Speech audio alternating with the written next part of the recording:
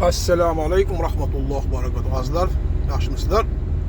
Allohning nurlari va barakalar yog'ilsin inshaalloh. Shvetsariyani ichidamiz, ko'chalar, qishloqchalarining ko'chalari.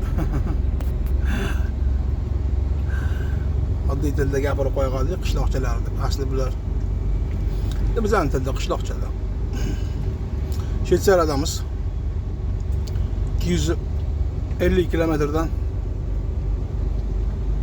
yuk berdi.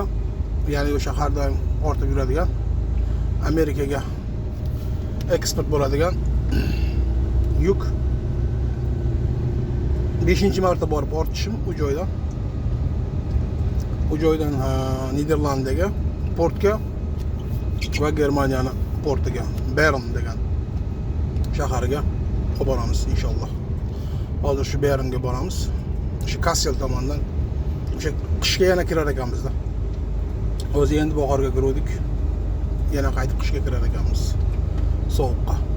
Shvetsariyada havo yog'ingarchilik bo'lib turibdi, iliq. +7 gradus. Havolar mana shunaqa.